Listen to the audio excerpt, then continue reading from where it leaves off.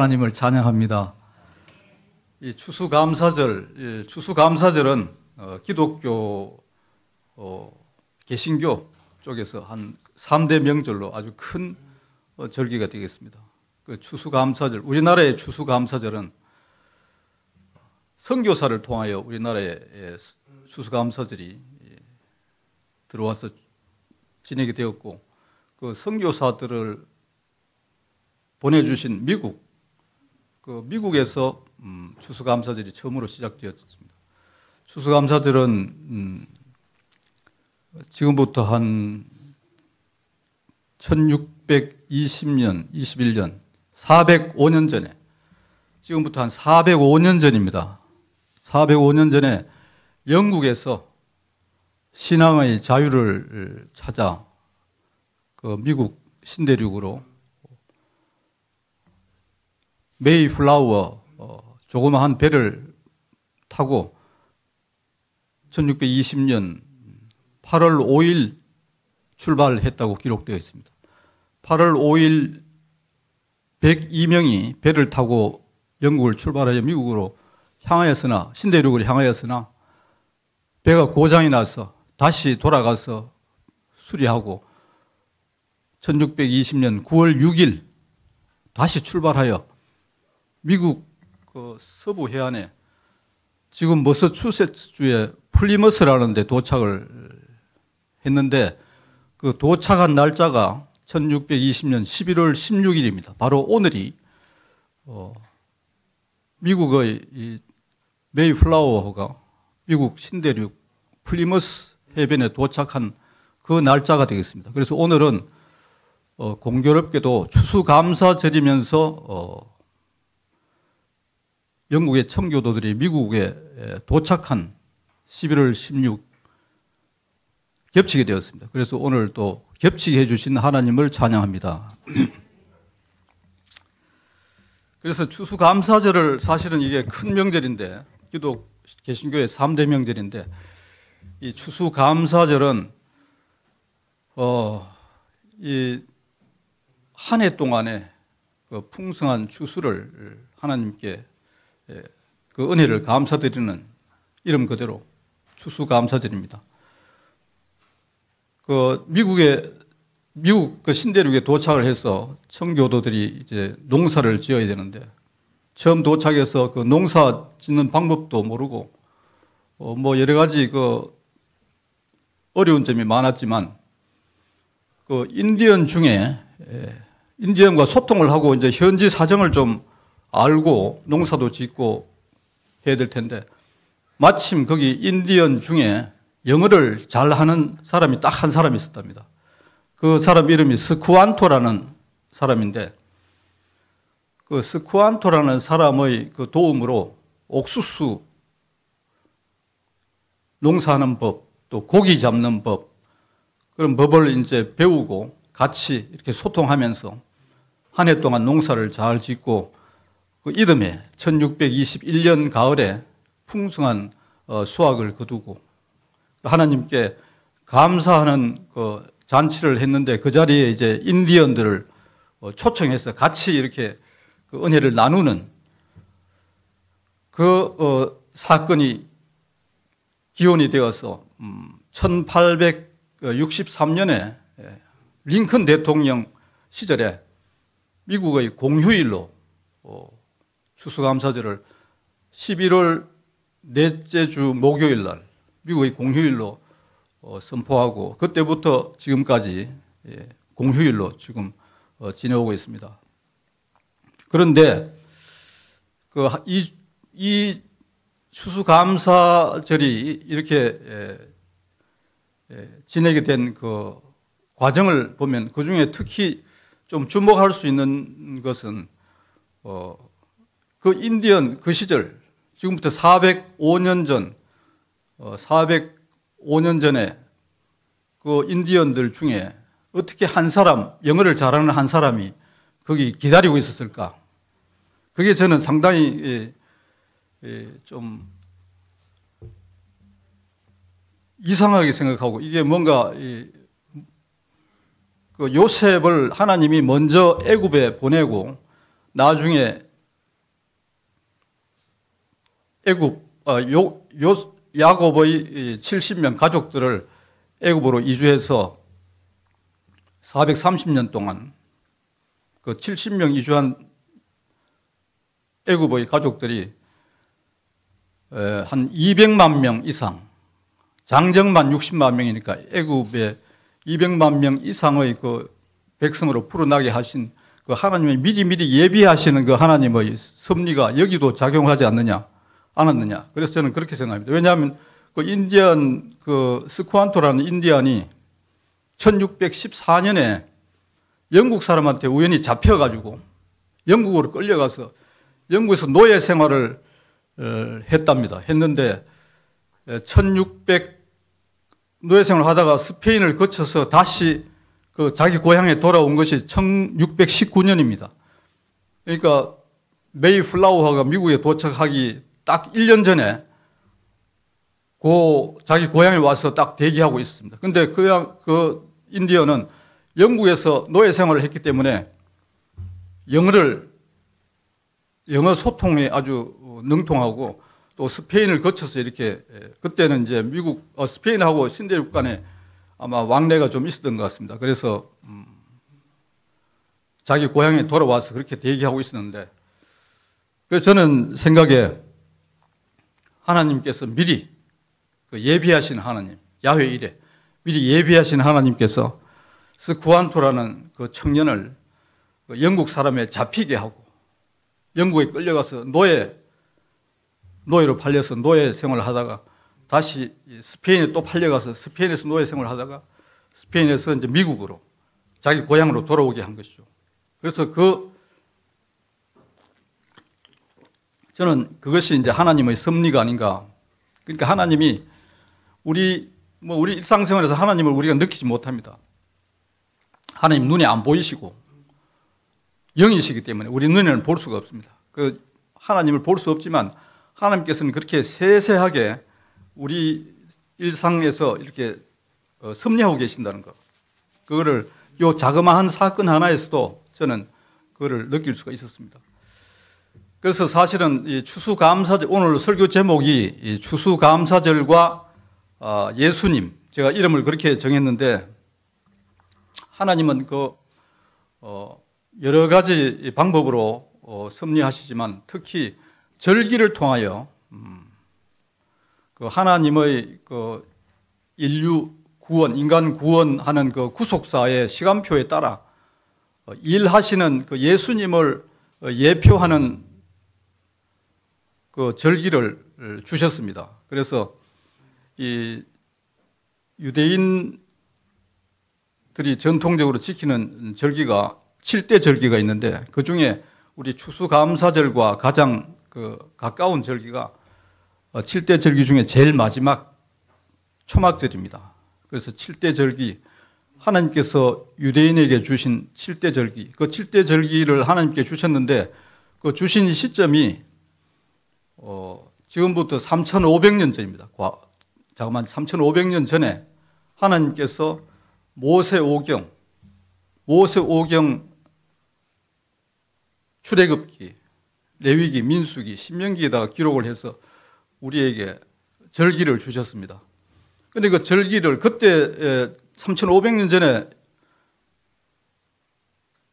이스라엘 사람들은 그 절기가 무슨 뜻인지도 모르고 하나님이 그냥 그 모세를 통하여 모세오경에 이제 그 기록된 그대로 그냥 따라서 그냥 지금도 아마 그렇게 지내고 있을 겁니다. 그런데 그 정도로 하나님은 어쨌든 간에 이 뜻이 거의 깊은 뜻이 담겨 있는데 우리 인간들은 그걸 다 헤아려 알 수 없고 그냥 그대로 따라서 지금까지 유대인들은 그대로 지켜오고 있습니다. 그래서 그 7대 절기가 유월절, 무교절, 그 다음에 초실절, 칠칠절, 이게 봄절기입니다. 봄절기가 4개, 나머지 3개 절기는 나팔절, 대속죄일, 그 다음에 초막절, 이렇게 7개 절기가 봄절기와 가을절기로 나눌 수 있는데 하나님께서는 그거를 주실 때 봄절기는 하나님의 시간표에 따라서 일하시는 예수님의 초림에 관한 절기, 그리고 성령 강림에 관한 절기, 그게 봄절기고, 가을절기는 예수님의 재림에 관한 절기. 그래서 봄절기와 가을절기로 나눌 수 있고, 이 추수감사절, 오늘 우리가 지내는 추수감사절은 가을절기, 그리고 제일 마지막 예수님의 재림에 관한 그 절기입니다. 그래서 초막절, 그러니까 추수감사절을 성경에서 근거를 찾는다면 초막절이 되겠습니다. 그래서 7대 절기, 그 중에서도 초막절이 오늘 우리가 이렇게 하나님을 은혜를 감사하고 지내게 되는 추수감사절의 감사절과 뭐 거의 같은 성경적인 근거라고 그렇게 볼 수 있겠습니다. 그래서 추수감사절을 우리가 이제 미국 그 청교도들의 그 추수감사절을 물론 우리가 그대로 선교사를 통해서 이제 지내고 있지만 그 뒤에 성경에 3,500년 전에 하나님께서 주신 그 7대 절기를 우리가 알고 그 의미를 좀 깨달아 알고 그렇게 추수감사절을 보내면 어떨까 싶어서 오늘은 그 성경에 나오는 그 7대 절기를 먼저 한번 살펴보려고 합니다. 그 성경을 한번 좀 오늘 예문도 있지만 성경에 우선 그 7대 절기의 근거가 어디 있는지 한번 간단하게 우선 한번 살펴보겠습니다. 이게 모세오경에 다 기록이 되어 있습니다. 출애굽기 이 한번 책을 한번 찾아주시겠습니까? 이게 출애굽기에 23장 한번 보십시오. 23장 출애굽기 23장 보시면 23장 이게 구약의 117페이지입니다. 출애굽기 23장 117페이지 거기에 14절 한번 봐주십시오. 14절 이 출애굽기에는 3대 절기, 3가지 절기에 대해서 나옵니다. 14절 너는 매년 3번 내게 절기를 지킬지니라. 이 하나님 명령하십니다. 3번 절기를 지켜라. 3,500년 전 너는 무교병의 절기를 지키라. 이게 무교절입니다. 무교절. 아까 6월절 다음에 무교절이죠. 그 다음에 17절 보십시오. 17절 내 모든 남자는 매년 3번씩 주 여호와께 보일지니라. 이게 그때 그 이제 이건 지키게 된 거는 아마 이스라엘 백성들이 가나안 땅에 들어가서 아마 이걸 지키기 시작했을 텐데 1년에 3번 남자는 모든 남자들은 여호와 앞에 보여야 됩니다. 보여야 돼요. 그러니까 예루살렘에 가서 여호와 앞에 보일지니라. 그래서 이 3대 절기가 무교병의 절기, 그 다음에 맥추절, 그 다음에 수장절 이렇게 3대 절기를 기록했는데 이게 이제 절기의 처음이 됩니다. 그리고 출애굽 23에 있고 또 34장에도 있습니다. 이 34장이 있는데 똑같은 내용이기 때문에 생략하고 그 다음에 레위기 23장 한번 보십시오. 레위기 모세가 기록한 레위기 23장 여기도 레위기 23장 이게 이제 레위기는 7대 절기가 기록되어 있습니다. 레위기 23장 전체가 이 절기에 관한 이게 구약의 180페이지인데 이 23장 전체가 그 7대 절기입니다. 그래서 이 전체 44장까지 있는데 오늘은 이제 본문에서는 제가 초실절하고 초막절 관련 그 말씀만 제가 간단하게 그냥 몇 개 오늘 본문에 아까 봉독을 하셨는데 그 사실은 7대 절기는 시작은 6월절부터 합니다. 6월절. 6월절이라는 게 애굽에서 430년 동안 종살이 하다가 하나님 은혜로 그 종살이에서 해방되어서 홍해를 건너고 그 다음에 이제 40년 동안 광야 생활을 하게 된 것. 그 광야 생활을 할 때 그 초막절에서 그러니까 하나님 명령에 순종하는 그 훈련받은 기간이 40년 광야 생활입니다. 그래서 구름 기둥과 불 기둥, 만나와 메추라기, 또 반석의 물, 하나님께서 다 그렇게 은혜로 인도하고 보호해 주신 그걸 기념해서 이제 나중에 7대 절기 마지막에 초막절이 이제 진행이 되는데 이 초막절은 이제 레위기의 제일 마지막에 아까 본문에서 읽은 그 내용입니다. 그래서 하나님은 이 절기를 주셨는데 이 절기는 예수님을 예표합니다. 절기는 하나님의 그 시간표에 따라서 일하시는 예수님. 그래서 6월절은 십자가에서 예수님이 피 흘려서 우리를 구원하신 그 예수님. 그 예수님을 예표하는 게 6월절. 그 다음에 무교절. 무교절은 이제 예수님의 죽음을 예표하기도 하고 또 우리가 거룩한 삶을 살도록 그렇게 무교절을 주셨고 그 다음에 초실절. 초실절이 또 나오는 초실절이 아까 우리가 읽었던 23장 10절, 11절 이게 초실절입니다. 그래서 첫 이삭 한 단을 제사장에게로 가져가서 제사장이 이제 하나님 앞에 이렇게 흔들어서 요제로 드리는 건데 하나님께 감사하는 그 절기가 초실절입니다. 초실절은 예수님의 부활을 예표합니다. 결국은 이 절기들이 다 예수님을 예표합니다. 그런데 그 당시에는 절기를 지내는 이스라엘 백성들은 이게 무슨 뜻인지도 모르고 예수님이 이 첫 이삭 한 단, 이게 예수님의 부활인지 이런 것도 모르고 그냥 지내온 것입니다. 그래서 초실절. 그 다음에 이제 77절. 77절도 여기 이제 나오는데 77절은 초실절로부터 49일 지나고 50일째. 그 77절은 요즘 이제 오순절로. 그래서 77절과 오순절 다 같은 절기를 가르칩니다. 그 다음에 나팔절, 이제 봄절기가 끝나고 이제 나팔절부터 속죄일, 초막절, 이건 예수님의 재림에 관한 절기입니다. 자, 이렇게 7대 절기가 있는데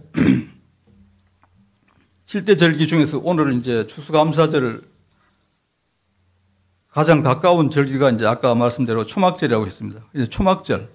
이 초막절은 이름 그대로 풀로 만든 집, 초막이라는 게 풀로 만든 집입니다. 초막. 그러니까 나무 가지로 이렇게 울타리를 만들고 또 위에는 그 종려나무 가지로 이렇게 걸쳐가지고 그 초막을 만들고 그 안에서 일주일 동안 지내고 마지막 날 8일 날은 이제 대성회로 모여서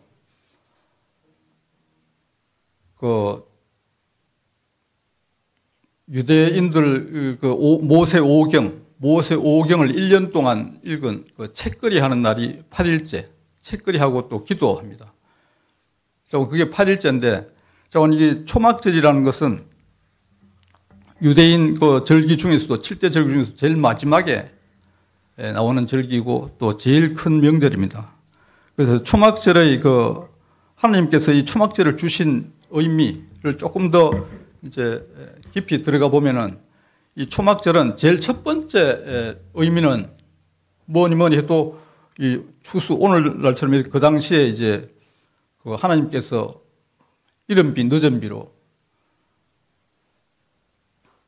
농사 그 수확 그 풍성한 수확을 주신 그 하나님께 감사드리는 의미, 그게 첫 번째 의미라고 볼 수 있겠습니다.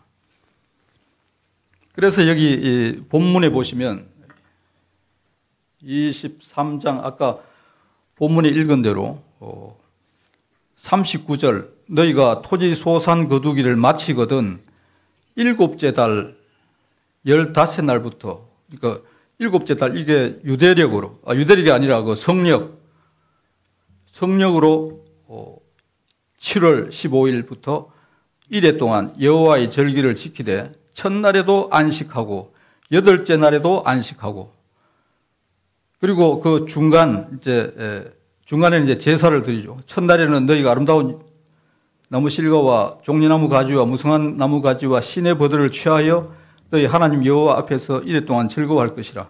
이제 초막 안에서 그 엉성하게 지은 그 종려나무를 걸쳐놓고 천정에 이 하늘이 다 보이고 밤에는 별도 보이고 뭐 그런 엉성한 그 초막 안에서 7일 동안 지내면서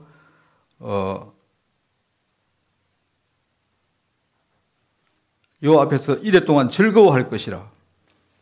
그리고 너희는 매년 1회 동안 여호와께 이 절기를 지킬지니 너희 대대의 영원한 규례라. 너희는 7째 달에 이를 지킬지니라. 너희는 1회 동안 초막에 거주하되 이스라엘에서 난 자는 다 초막에 거주할지니, 이게 이제 이스라엘에서 난 자는 다 초막에 거주하라. 이는 내가 이스라엘 자손을 애굽 땅에서 인도하여 내던 때에 초막에 거주하게 한 줄을 너희 대대로 알게 하려 함이라. 나는 너희의 하나님 여호와니라. 이 초막절은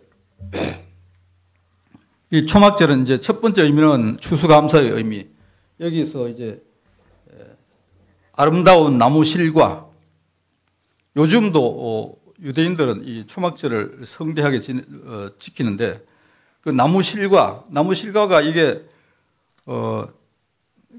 그 우리나라의 모가 같은 그 노랗게 된 나무 실과인데, 그 나무 실과, 그리고 종려나무 가지, 그리고 무성한 나무 가지는 그 이스라엘에 많이 볼 수 있는 은매화 나무라고 합니다. 근데 제가 뭐 자세히 눈으로 보지는 못했지만, 그 무성한 나무 가지, 또 시내버들은 아마 수양버들하고 조금 유사한 것 같긴 해요. 그래서 이런 나무 가지들을 들고 흔들고 하나님 앞에서 즐거워하라는 것입니다. 이게 이제 추수감사, 추수에 대한 감사의 의미로 하나님께 감사드리고 찬양하고 그렇게 지내는 것이 첫 번째 의미, 추수감사들의 초막절의 첫 번째 의미가 추수감사의 의미. 이제 두 번째 의미는 무엇이냐? 두 번째는 아까 말씀드린 대로 애굽에서 430년 그 종살이 하다가 애굽에서 하나님 은혜로 풀려나서 6월절 문설주에 양의 피를 바르고 문인방에 피를 바르고, 그래서 장자 죽음을 면하고 하나님의 인도하심을 따라서 홍해 건너고 40년 광야 생활한 그 40년 광야 생활 동안에 하나님께서 인도하고 보호하시고 그 동행해 주신 그 은혜를 기억하라는 것입니다. 하나님을 기억하라. 하나님 은혜를 기억하라. 그게 두 번째 의미. 아까는 지금 농사 거둔 후에 추수감사. 이번 두 번째 의미는 그 역사적으로 하나님께서 구원해 내시고 40년 동안 광야에서도 인도 보호 동행해 주신 그 하나님을 기억하라는 것입니다. 기억하고 물론 여기도 감사가 필요하죠. 그다음에 세 번째 의미가 이게 이제 조금 영적인 의미입니다. 이게 과거에 역사적으로 이제 구원해 내시고 하나님이 인도하시고 보호하고 동행하시는데, 물론 그 의미도 중요하지만은 영적인 의미, 이 세 번째 의미가 저는 오늘날 우리가 좀 한번 새겨봐야 될 의미가 아닌가 생각합니다. 세 번째 의미는 초막. 이 초막이라는 게 사실은 울타리처럼 이렇게 벽을 엉성하게 만들고 천정에 그 종려나무 가지를 이렇게 얼기설기 해가지고 이 천정이 그냥 하늘이 보이도록, 또 밤에는 또 별도 보고 또 벽에는 바람이 들어오고 이런 엉성한 그 초막을 기억하고, 이 초막은 임시거처에 불과하다. 그래서 이 세상에 우리가 사는 이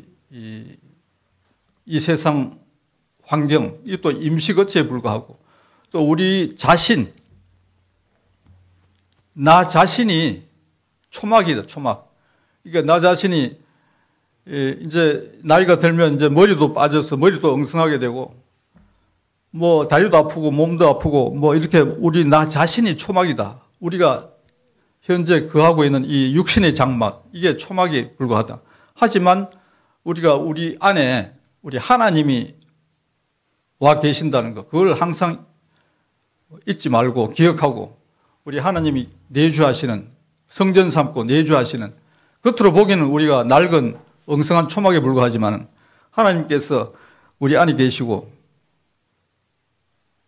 하나님께서 우리를 성전 삼고 계신다는 것을 항상 기억하고 또 앞으로 이제 우리는 임시 초막에 지금 거하고 있지만 앞으로 예수님이 다시 오실 예수님 그 다시 오실 예수님을 바라보고 영원한 그 장막, 영원한 그 하늘의 참 장막, 그 참 장막에 대한 소망, 이 소망을 바라보라는 것입니다. 바라보고, 예.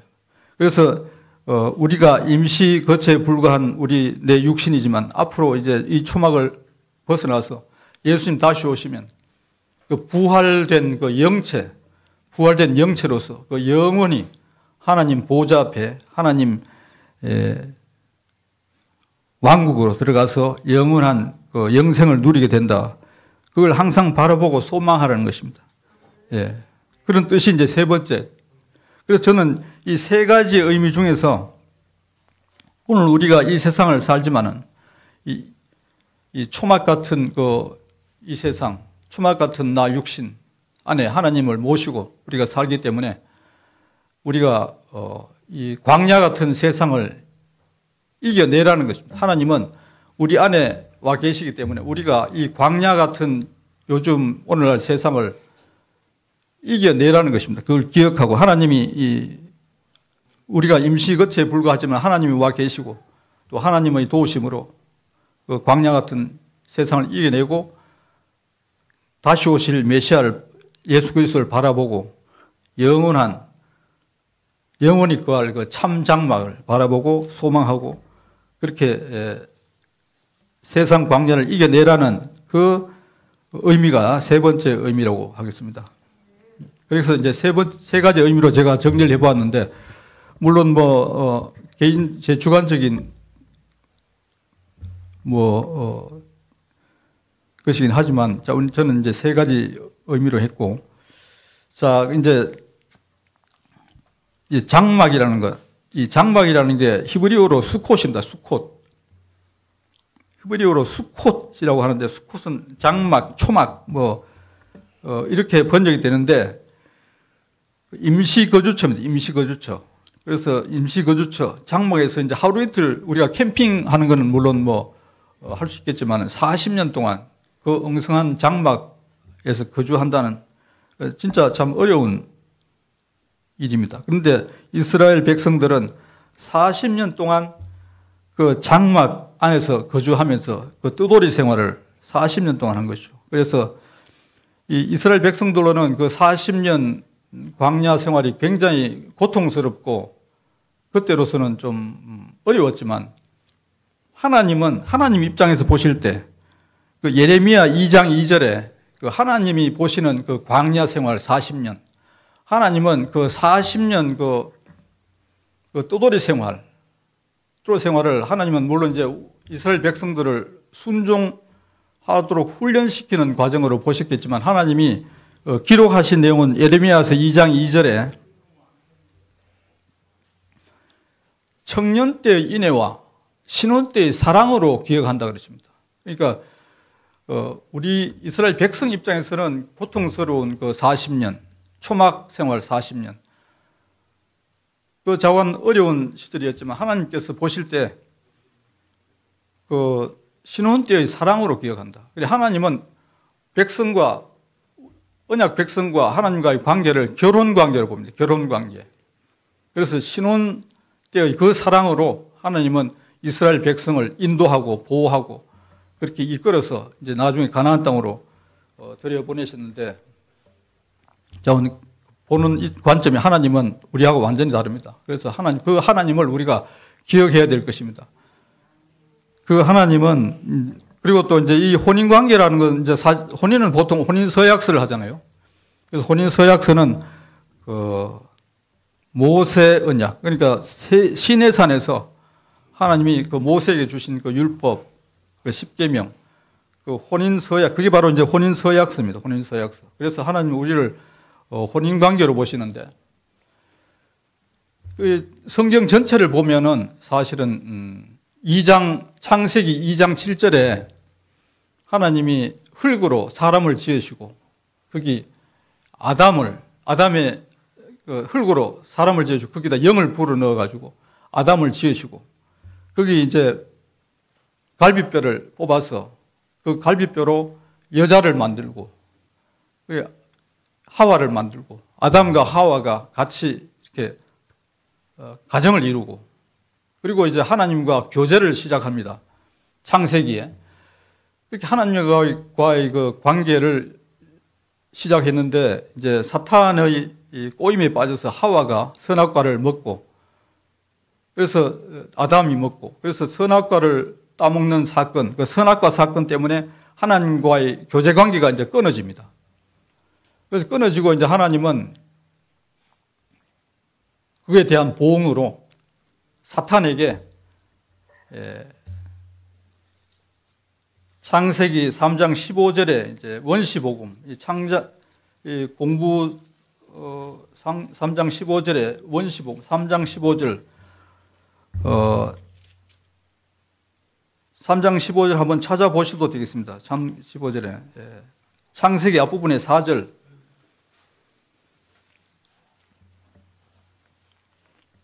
창세기 앞부분의 4절 한번 찾아보시겠습니다. 4페이지에 3장 15절. 이게 원시복음입니다. 원시복음. 최초로 하나님이 우리에게 주신 복음. 그게 이게 3장 15절입니다. 같이 한번 읽어보겠습니다. 내가 너로 여자와 원수가 되게 하고 내 후손도 여자의 후손과 원수가 되게 하리니 여자는 이 후손 내 머리를 상하게 할 것이요 너는 그의 발꿈치를 상하게 할 것이니라 하시고 이게 최초로 우리에게 주신 하나님의 복음입니다. 하나님이 이제 그 사탄에게 그 내리신 이 어떻게 보면 저주라고 볼 수 있죠. 여자의 후손이 내 머리를 상하게 할 것이다. 이 여자의 후손으로 와서 사탄의 머리를 상하게 한 그 예수 그리스도의 예표입니다. 이것도. 그래서 결국은 앞으로 이제 예수 그리스도를 성육신해서 이 세상에 보내서 십자가 사건으로 이 사탄의 머리를 깨뜨리고 이제 우리 인간을 그 사탄의 그 권세에서 벗어나게 해서 우리 이 사람을 우리 인간을 이제 구원해 주신 그 원시복음. 그게 3장 15절. 그래서 이 전체 성경 전체가 이제 하나님과의 교제 그리고 혼인 이야기입니다. 그래서 그다음에 이제 5장 에베소 5장 한번 보시죠. 에베소 5장. 신약을 한번 보십시오.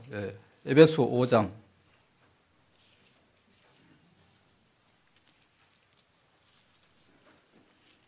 에베소서 5장이 신약 315페이지입니다. 제가 가지고 있는 성경으로 신약 315페이지. 5장 31절 32절 한번 보겠습니다. 5장 31절 32절. 신약 315페이지. 에베소서 5장 31절 32절. 같이 한번 합독해 보겠습니다. 그러므로 사람이 부모를 떠나 그의 아내와 합하여 그 둘이 한 육체가 될지니 이 비밀이 크도다. 나는 그리스도와 교회에 대하여 말하노라. 아멘. 이게 사람이 남자가 이제 부모를 떠나서 그의 아내와 합하여 둘이 한 육체가 되리니, 그러니까 남자와 여자의 결혼, 그 결혼 관계, 남자와 여자가 합하여 한 육체가 될지니 이 비밀이 크도다. 나는 그리스도와 교회에 대하여 말하노라. 그러니까 이게 결혼 관계, 그리스도와 교회의 결혼 관계를 바울을 통해서 계시해 주신 것입니다. 그래서 아까 이제 원시 복음에 따라서 예수님이 오셔서 십자가에서 사탄의 머리를 깨뜨리고, 그 다음에 이제 오순절 성령을 통해서 성령을 보내주셔서 교회를 형성하고, 이 교회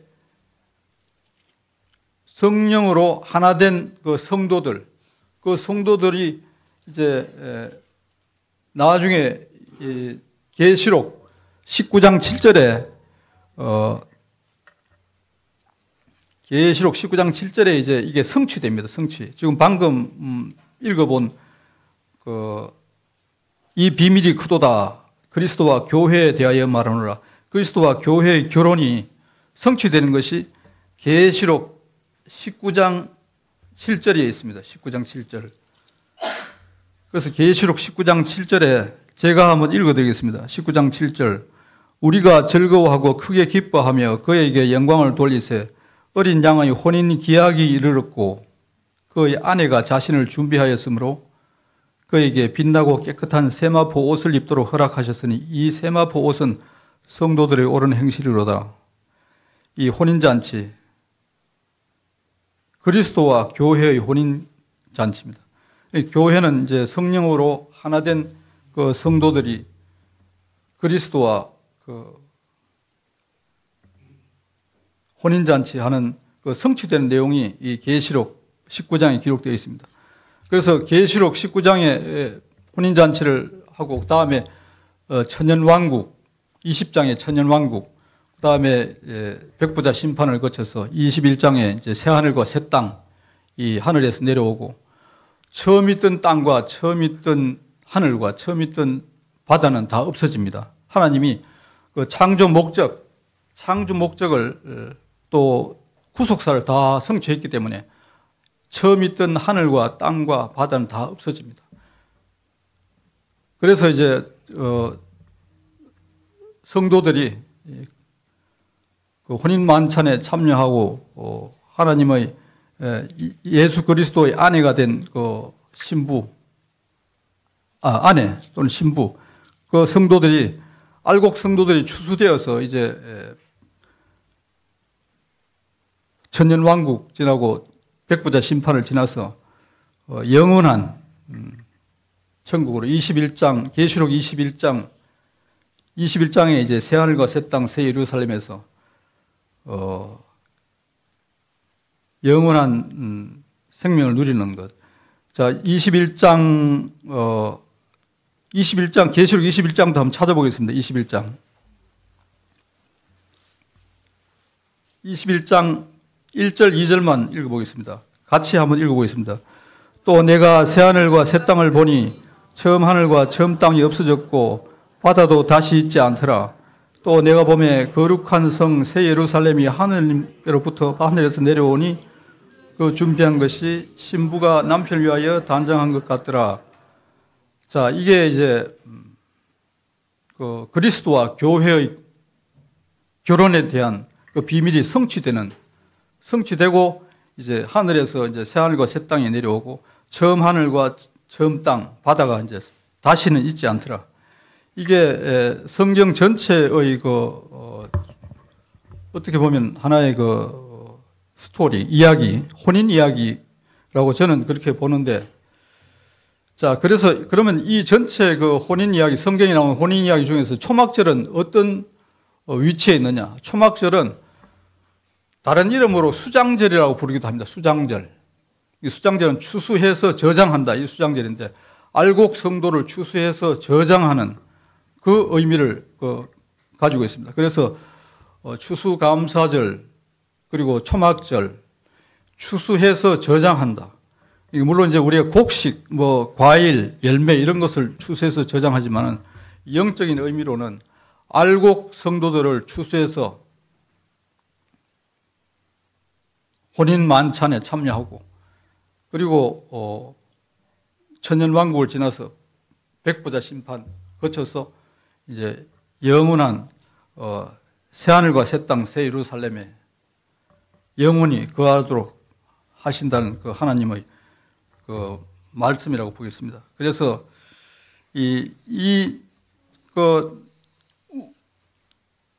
우리가 이제 이 하나님의 이 은혜, 우리 초막절을 주시고 초막절을 통해서 이 복음을 미리 예표하신 하나님의 은혜, 그 하나님의 은혜를 생각하면서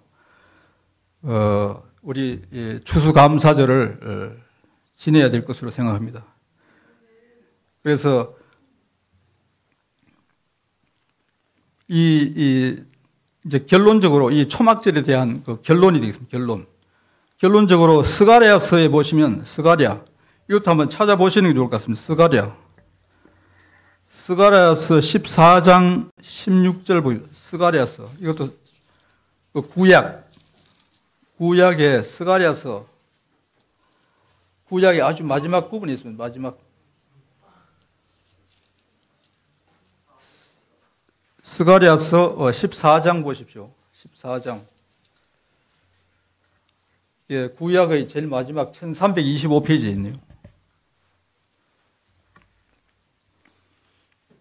자, 1325 스가랴서 14장 16절. 16절에 이제 초막절 이야기는 16절. 스가랴서 14장 16절. 자, 이거는 한 절씩 교독해 보겠습니다. 먼저 제가 읽을 테니까 그 다음 해서 20절까지 한번 읽어보겠습니다.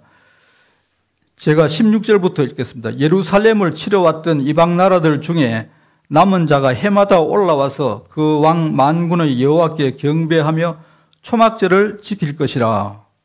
땅에 있는 족.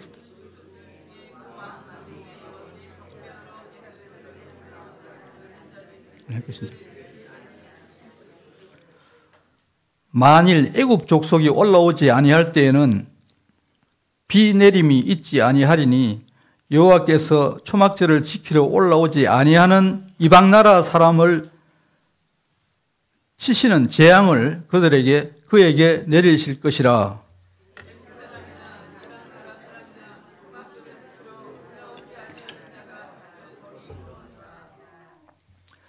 그날에는 말방울에까지 여호와께 성결이라 기록될 것이라. 여호와의 전에 있는 모든 솥이 제단 앞 주발과 다름이 없을 것이니. 될 것입니다. 제사 드린 자가 와서 이스라엘까지.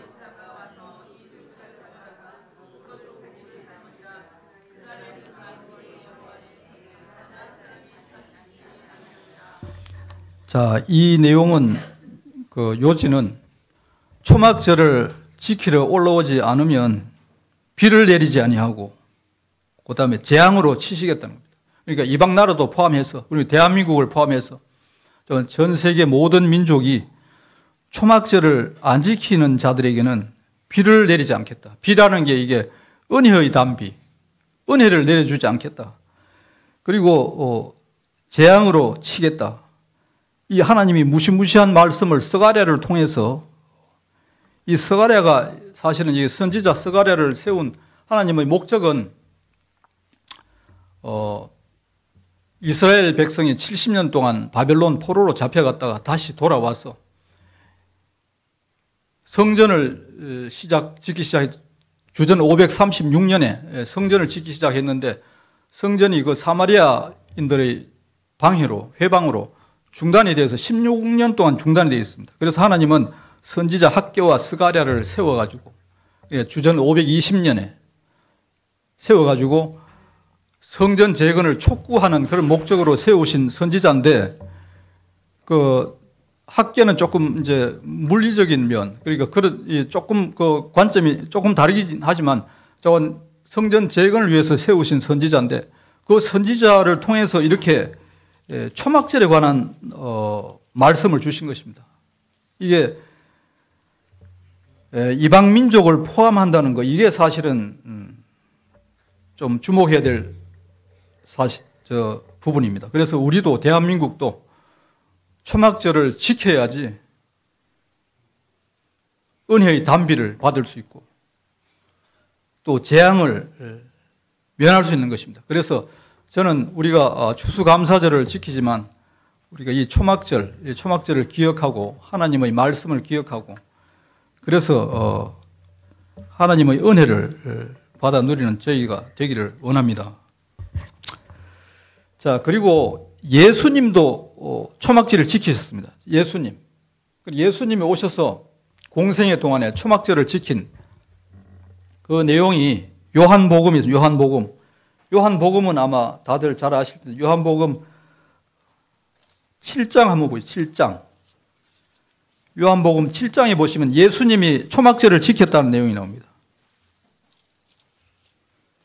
요한복음 7장.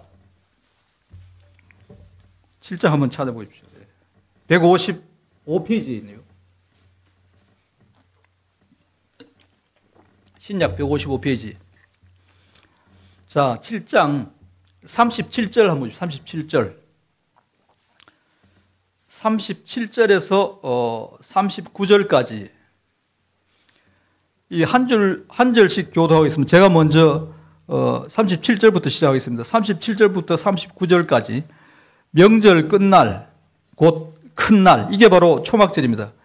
초막절의 8일째 되는 날, 명절 끝날, 이게 끝날, 곧 큰 날에, 초막절 그 8일째 되는 날에 예수께서 서서 외쳐 이르시되, 이 성전에 서서 예수님이 외쳤습니다. 큰 소리로. 누구든지 목마르거든 내게로 와서 마시라. 있는 자는.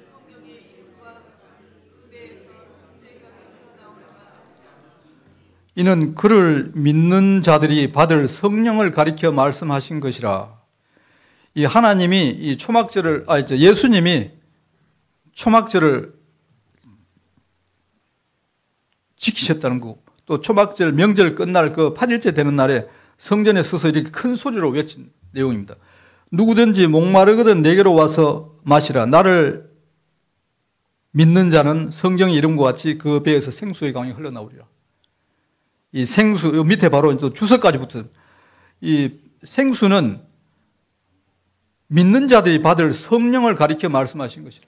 그때는 이제 성령이 아직 그 사도행전 2장에 나오는 그 성령 강림이 있기 전이죠. 그런데 그때 이제 예수님이 이렇게 말씀하신 겁니다. 그래서 초막절, 그리고 초막절 자체가 다시 오실 예수님을 예표하는 것이고, 그 초막절을 지키고, 또 예수님을 믿음으로 이제 성령, 그 배에서, 믿는 자에게는 배에서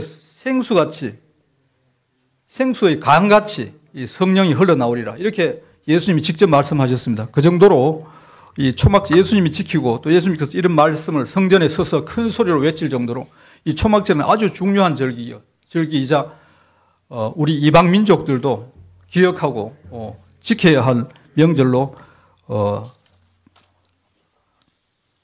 기록이 되어 있습니다. 그래서 이 초막절, 이제 이런 초막절, 이 정도로 어마어마한 초막절, 물론 이제 그것을 의미를 모르고 이제 알고 지키면 괜찮은데, 이 초막절의 의미를 모르면 우리가 이 추수감사절을 아무리 성대하게 하더라도 저는 큰 의미가 없다고 생각합니다. 그래서 초막절을 알고, 그 의미를 알고 추수감사절을 지낼 필요가 있지 않느냐 생각합니다. 자, 그러면 초막절을 통해서 우리가 받을 교훈, 제가 간단하게 두 개로 교훈을 정리해 보았습니다. 오늘 이 땅에 세상 광야 속에서도 초막절을 기억하고 다가올 추수와 천국 곳간, 그리고 영원한 장막을 우리가 소망하고 바라보고 이 광야 같은 세상을 이겨내자. 이게 첫 번째 교훈입니다. 광야 같은 이 세상 속에서도 우리가 초막 같은 나 자신, 나 육신, 초막에 불과하지만 영원한 장막, 하나님께서 앞으로 그 알곡성도를 추수해서 영원한 곳간에 이렇게 수장할 그런 그 미래의 영원한 장막을 소망하고 바라봄으로써 이 세상 광야를 이겨내자는 것입니다. 예, 그게 첫 번째 교훈입니다. 예. 그리고 나 자신 속에 하나님이 거하심을 항상 기억하고 동행하시고 기억하심으로 이겨낼 수 있는 그 힘이 생기는 것입니다. 두 번째 교훈. 초막절 다음, 아까 방금 예수님이 이제 성전에 서서 큰 소리로 외치던 그날이 바로 초막절 7일 지나고 8일째 마지막 끝날 그 8일째 이제 7일 동안은 그 전도서를 그 유대인 회당에서는 전도서를 읽고 8일째는 그 토라 1년 동안 읽은 그 토라 그 책거리 축제를 하고 그리고 이제 다시 또 창세기를 시작해서 읽기 토라 모세오경 창세기 출애굽기 레위기 민수기 신명기 이 5경 모세 5경을 계속 1년 동안 읽고 또 책거리 하고 난 다음에 바로 또 창세기로 들어가서 읽기 시작합니다. 그리고 또 기도를 합니다. 기도. 유대인들이 하는 기도를 뭐 초막에서도 하고 또는 그 통곡의 벽 거기서도 기도하는 걸 제가 얼마 전에 본 적이 있는데 이게 신의 버들 가지 이런 걸 갖고 막 그냥 두드리면서 기도를 하더라고요. 그 기도 내용이 뭐냐? 기도를 하는데 주여 비를 주옵소서 이렇게 기도한답니다. 주여 비를 주옵소서. 그리고 내년에도 농사에 흡족한 이른 비, 늦은 비를 달라고 그렇게 기도합니다. 그러니까 성경 읽기, 말씀 읽기, 그리고 기도 이 두 가지가 이 초막절의 핵심이 되겠습니다. 그래서 우리도 이 추수감사절을 지내면서 우리 초막절의 의미를 깨닫고 이 초막절이 주는 어떤 영적인 의미 그리고 교훈 이런 것을 깨닫고 우리가 하나님께서 예비하신 그 이른 비와 늦은 비를 또 그 생명의 은혜의 단비를 흡족하게 받아 누리는 저와 여러분 다 되시기를 주 예수 그리스도 이름으로 축원합니다. 기도하겠습니다.